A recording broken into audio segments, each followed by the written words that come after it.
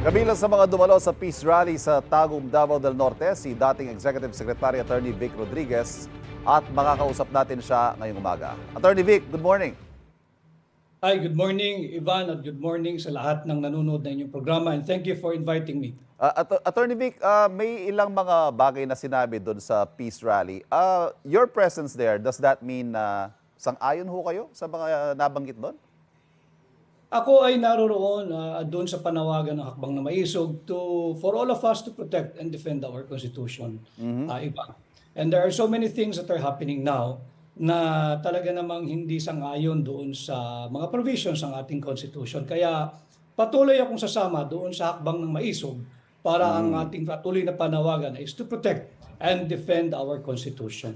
Ang lagi po sinasabi ng mga nagsusulong ng charter change, economic provisions lang daw yan. Pero sa tingin po ninyo, magsisingit talaga sila ng amendments sa political provisions for term extension? Yes, we are convinced na isisingit nila yung paggalaw doon sa mga term limitation.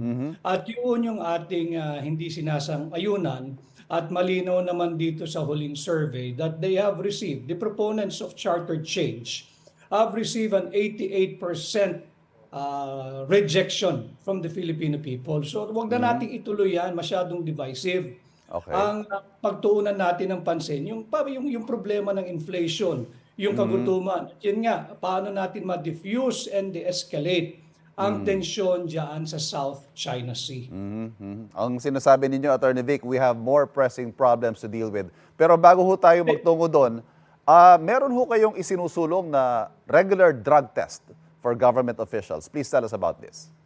Yeah, Ivan, it's a response, my response to those who have challenged yung aking ipinakitang resulta noong November 2021 drug test ni then BBM prior to the campaign. Ako ay nakakaladkad at ako raw ay nagpakita ng peking resulta noong 2021. And in your program, Ivan, sasabihin ko sa lahat na aking pinaninindigan ang resultang aking ipinakita noong 2021 na negatibo si then BBM, yung kandidatong BBM. Kaya nga sabi ko, once and for all, because I value my name and integrity and character, I had to undergo myself into a drug tests kahit hindi kinakailangan upang pasinungalingan na dinoktor daw. So ang akin namang hamon bilang tugon din sa programa ng DILG, yung partnership with private firms and private organization to have a drug-free workplace. Kahit kayo dyan sa GMA7, bakit hindi na magpa-undergo ng drug test lahat para matigil na itong hindi mamatay-matay na usapan na may mga gumagamit di umano ng droga na namumuno ngayon sa ating pamahalaan. Yes, in fact, isa nga ho yun sa mga binanggit ni dating Pangulong Duterte na si Pangulong Marcos daw ay gumagamit ng droga. Yes, he mentioned that in January of 2024 in Davao. He mentioned it again last Sunday in Tagum. At may nagpakita din ng pre-operation report ng PIDEA. At sinabi rin ni Pangulong Duterte na nakita din niya yan nung kanyang kapanahunan. At meron din na nag-execute di umano na yung ahente mismo na siya ang magli-lead o fill up ng pre-operation report. So para matapos na yan, bakit hindi sumailalim yung mga nakakaladkad na pangalan sa isang hair follicle drug testing? At hindi biro ito kahit naman sa ordinary workplace.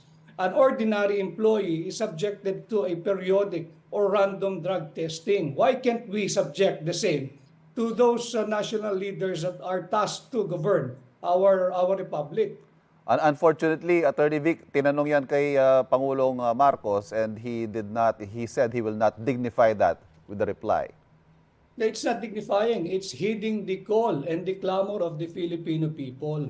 You know, if you have nothing to hide, it's simple. Just undergo a credible hair follicle drug test. Because, Ivan, even my daughters, who are very, very young, were subjected to a random drug testing in their school. Kaming mga magulang, hindi kami nagreklamo. Gusto nga namin Right. Because we not want our daughters to be associated or classmates with a drug dependent at this very early stage of their life.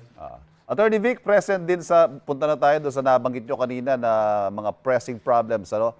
Nandun din sa rally yung mga ilang hindi raw masaya sa pamamalakad ni Pangulong Marcos sa bansa.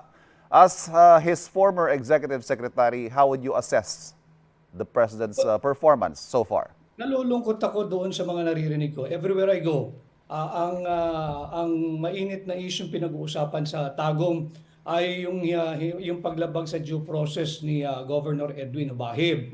At kami na may nagkapag-usap at may diferensya nga for me, nung nakita ko yung kanya mga dokumento, may diferensya talaga dahil November of 2022 pa yung kaso, Ivan.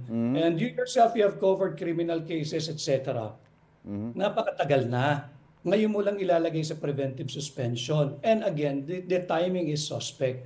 Dahil nga, sinabi rin niya, merong nagtangkang pumigil na bigyan niya ng permiso yung rally nung linggo. At nung hindi na pagbigyan, ang kasunod ay yung kanyang suspension. And again, this is a violation of the Constitution. And again, ang pinakamainit din, how do we diffuse and de-escalate the tension brewing in our own territory sa South China Sea? Dapat tigilan na yung mga belligerent rhetorics nung nasa pamahalaan at huwag tayo masyadong matapang. Hindi ho gera ang sagot dyan sa problemang yan. Hinahon, marahan at makipag-usap. Let us open the line of diplomacy and continue the policy of engagement and employ all available tools for diplomacy.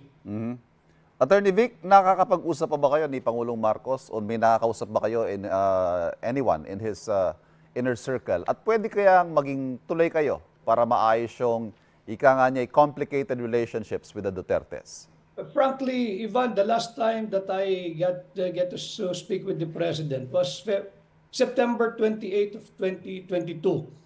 Nung ako ay pinaanyayahan niya doon sa kanyang bahay across Malacanang.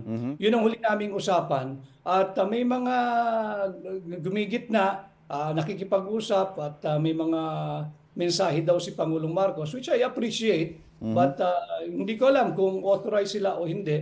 But I respect them as our friends, pareho naming kaibigan, so I suppose meron silang authority. Am I willing to play the role of a bridge or a peacemaker? Of course, yun nga ang ating gustong gawin dito sa South China Sea, yung pagiging pacifist at ating pakalmahin and diffuse and de-escalate all tensions. Okay. Attorney Vic, thank you very much for joining us this morning.